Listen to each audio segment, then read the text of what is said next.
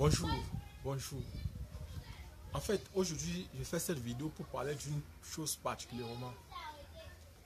Il s'agit du charbon de bois que des personnes utilisent constamment dans leur maison. L'autre jour, en faisant coulisser mon TikTok, j'ai observé des personnes qui étaient menacées, qui étaient dans un état critique à cause du charbon de bois. C'est du charbon de bois que nous allons parler dans cette vidéo. C'est ça qu'on va parler aujourd'hui. Comment on obtient le charbon de bois? Comment utiliser le charbon de bois? Et que produit le charbon de bois? Que peut produire le charbon de bois? C'est ça qu'on va parler dans cette vidéo aujourd'hui. Donc, dans un premier temps, le charbon du bois, le charbon venant du bois ou des déchets de végétaux ou d'animaux, parce que vous devez savoir que le charbon, c'est le produit qui vient de la calcination en milieu anaérobique, c'est-à-dire l'absence de l'air, soit des parties des animaux, soit des parties des végétaux. Donc voilà par exemple comment on fait pour obtenir du charbon d'abord. Le charbon de bois, ça sera donc simplement, le charbon de bois sera simplement les produits issus de la calcination des déchets des végétaux, c'est-à-dire des végétaux qui possèdent du bois, qui possèdent le bois. Donc la partie dure d'un végétal. Donc, ceci étant défini, tout ceci est différent de ce qu'on appelle le charbon actif. Le charbon actif, c'est simplement un produit issu de la calcination d'animaux ou de végétaux qui a été traité afin d'avoir par exemple un pouvoir absorbant, c'est-à-dire coller à la surface plus élevée. Et c'est ce charbon actif qu'on utilise usuellement dans le monde de la médecine. On utilise beaucoup cela dans la médecine pour traiter certains maux gastriques. Donc, et aussi certains empoisonnements, si on peut dire comme ça. Je vous avais dit dans une de mes vidéos que si une personne a mal au ventre, c'est-à-dire est atteint gastriquement, cette personne pouvait consommer du charbon, même du charbon simple, issu des produits des végétaux. La calcination anaérobique, c'est-à-dire l'absence de l'air des produits végétaux. Des produits végétaux, des végétaux, si on peut dire comme ça. Donc, voilà donc, on vient de finir avec l'origine du charbon et l'origine des charbons de bois. Maintenant, comment utilise-t-on le charbon de bois? Le charbon de bois est un charbon qui est beaucoup utilisé en Afrique, en Europe et aux États-Unis. Dans les années 60, a été sérieusement et tellement utilisé. Mais le charbon, par exemple, de bois est différent du charbon utilisé aux États-Unis pour faire fonctionner par exemple les locomotives ou pour faire fonctionner les machines. N'oubliez pas, il y a du charbon venant du sous-sol qu'on appelle aussi souvent graphite. Et c'est ce charbon-là, nous ne confondons pas le charbon venant du sous-sol que les Chinois, l'Afrique du Sud, exploitent pour faire fonctionner, par exemple, certains réacteurs ou encore les locomotives des trains. En Chine, on l'utilise encore beaucoup.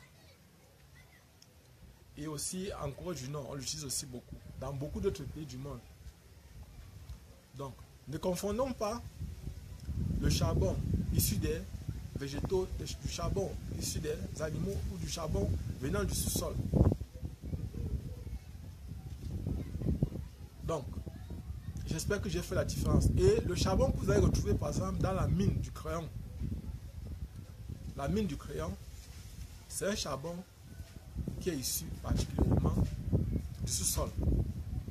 Ce n'est pas le charbon venant des restes des animaux, ce n'est pas le charbon venant des restes végétaux. Et ce charbon conduit le courant. Donc, n'acceptez jamais que votre enfant mette par exemple ce charbon à l'intérieur ou s'amuse n'importe comment avec le charbon issu de la mine de crayon. Parce que ça peut tuer, ça conduit le courant. C'est purement du carbone. C'est du carbone pur. Bon, je ne veux pas entrer dans les termes utilisés en chimie pour vous parler de ça. Revenons alors à aux utilisations, par exemple, du charbon. Le charbon est utilisé, par exemple, pour les locomotives des wagons de train. Pour la locomotive de train. C'est utilisé, par exemple, pour la cuisson, les barbecues. On utilise ça pour les barbecues. On utilise ça, par exemple, pour la cuisson à domicile. Donc, voilà, par exemple, comment on utilise le charbon de bois. Pour briser le poisson, pour briser, par exemple, de la viande, pour faire des barbecues, c'est-à-dire, par exemple, les méchouis. Donc, bref, les utilisations sont multiples et nombreuses. L'utilisation du charbon de bois. Et dans les grandes villes, beaucoup de personnes préfèrent utiliser le charbon de bois que d'utiliser parfois le gaz ou les réchauds à pétrole. Parce que le charbon de bois est plus économique. Lorsque, par exemple, on fait une cuisson, à partir du charbon de bois, ça ne consomme pas tellement. Or, lorsqu'on fait une cuisson à partir, par exemple, du gaz, je prends un exemple simple, faire cuire du haricot n'est pas facile sur, par exemple, le gaz. Or, en achetant peut-être le charbon de 300 ou de 500, cela peut être suffisant pour faire une bonne cuisson d'une bonne quantité de haricots. Donc voilà par exemple. Et maintenant, beaucoup d'autres utilisations. Vous voyez par exemple, chez certains artisans, certaines personnes qui font dans la fabrication des portes métalliques, ils utilisent beaucoup de charbon afin pour chauffer le fer, afin de la tordre facilement. Parce que lorsque le fer chauffe, on dit qu'on tord le fer lorsqu'il chauffe. Vous avez souvent entendu des termes comme ça, des termes de ce genre-là. Et c'est donc ça. C'est donc cela. C'est aussi une autre utilisation, par exemple, du charbon de bois. Donc, aujourd'hui, par exemple, ayant parlé des utilisations, nous allons donc maintenant parler de ce que produit le charbon de bois. Ce que peut produire le charbon de bois. La calcination ou l'utilisation du charbon de bois peut produire plusieurs déchets. D'abord la cendre, le CO2, c'est-à-dire le dioxyde de carbone. Le corps autorise l'utilisation de la consommation, par exemple, du dioxyde de carbone. C'est-à-dire, nous, on peut respirer ça. C'est pas bon, c'est pas très bon, mais c'est pas aussi dangereux que, par exemple, le monoxyde de carbone. Voilà donc le danger. Et où est-ce qu'on doit utiliser le charbon de bois? Dans le monoxyde de carbone, par exemple, bon, j'explique. Dans l'organisme humain, il y a une protéine qu'on appelle l'hémoglobine. Le rôle de l'hémoglobine, c'est le transport des gaz des poumons aux organes, des organes aux poumons. Quand je dis des organes aux poumons, c'est des cellules aux poumons. C'est ça qui permet de comprendre, par exemple, la respiration au niveau, par exemple, du corps humain. C'est-à-dire, le rôle de l'hémoglobine, ça sera de transporter le dioxygène venant au niveau des poumons pour les ramener aux organes. Avec vos organes, maintenant, il va transformer le CO2 provenant de la respiration pour les poumons, pour être dégagé. Parce qu'on dit qu'on aspire O2, c'est-à-dire le dioxygène, et on rejette le CO2. Donc voilà par exemple le mode par lequel est produit le CO2. Or, il se pose un problème. Lorsque vous êtes dans une enceinte où il y a par exemple du monoxyde de carbone, c'est-à-dire le CO, le CO est 250 fois, au moins 250 fois, a une affinité très forte avec l'hémoglobine qu'avec l'oxygène. C'est-à-dire lorsqu'on compare par exemple l'affinité entre le CO2, entre le CO et le O2, c'est-à-dire le CO, monoxyde de carbone, et le dioxygène, le CO, c'est-à-dire le monoxyde de carbone, a 250 fois plus d'affinité avec l'hémoglobine qu'avec le dioxygène. Avec le dioxygène, oui. Donc vous comprenez donc pourquoi est-ce que il est important et intéressant de se méfier donc de la combustion incomplète du charbon de bois. Parce qu'il produit essentiellement du CO et non du CO2. Lorsque vous êtes dans une enceinte où il n'y a pas suffisamment de dioxygène, alors il n'y aura pas production du CO2, il y aura production du CO. Et s'il y a donc production du CO, vous êtes en danger dans votre propre maison.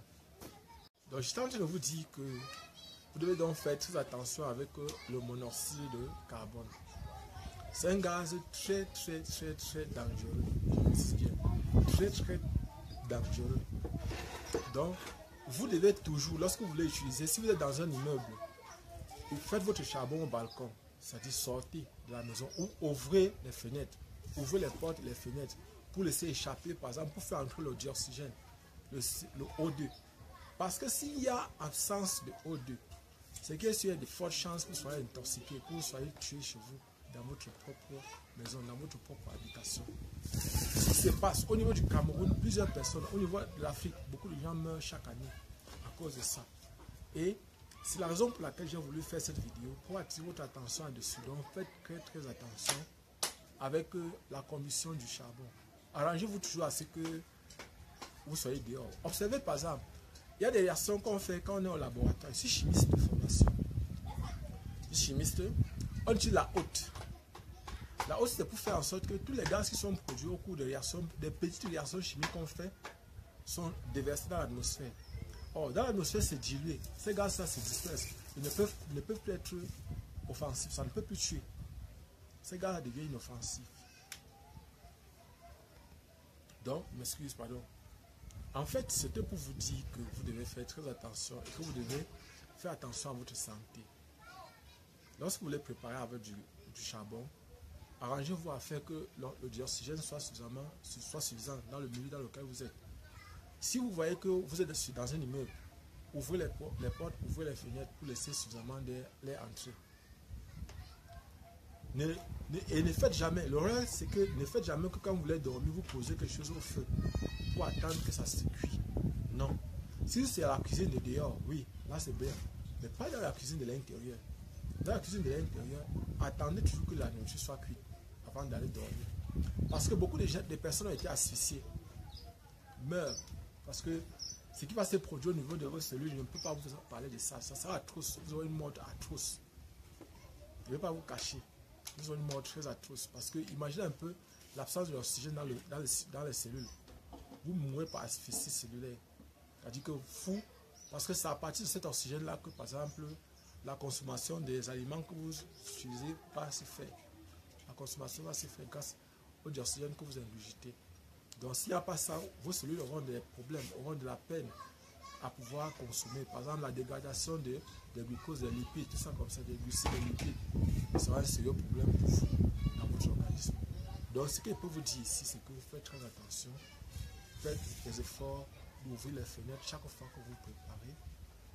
Je sais, la cuisson avec le charbon de bois est moins chère par rapport au gaz. Je sais, il y a les nourritures qui durent au feu, comme le haricot, comme le poisson, sardine, comme beaucoup d'autres viandes. Vous voyez un peu.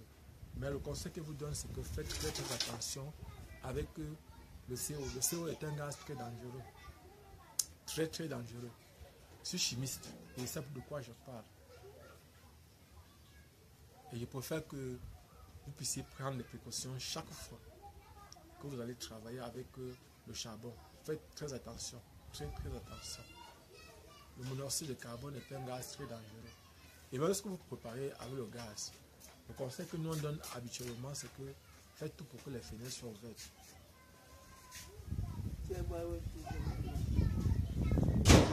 Donc, je pense que je vais arrêter la vidéo comme ça pour aujourd'hui. Je pense que aujourd'hui, par exemple, vous avez quand même une petite idée, même si elle n'est pas grande, de comment faire pour éviter les morts par asphyxie, pour éviter d'avoir les conséquences de l'utilisation du charbon de bois. Le charbon de bois, c'est quelque chose de dangereux. Je sais de quoi je parle. C'est quelque chose de très dangereux, le charbon de bois. C'est quelque chose qu'il faut éviter d'utiliser lorsque vous êtes à l'absence, j'ai bien précisé, à l'absence de l'oxygène, du dioxygène, du O2. On dit l'oxygène, mais on utilise le dioxygène. Ce qui se trouve dans l'air, c'est le dioxygène, c'est pas l'oxygène, c'est le dioxygène. Donc, voilà ce dont je devais vous parler aujourd'hui. Abonnez-vous, cliquez sur la cloche de notification et partagez au maximum cette vidéo YouTube.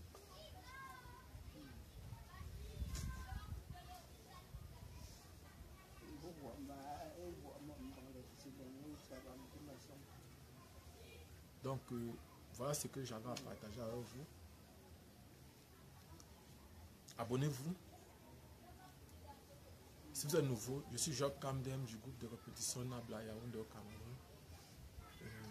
Si vous passez par ici, nous faisons dans les prépas concours, nous faisons aussi dans l'entrepreneuriat et on conseille les jeunes personnes à entreprendre.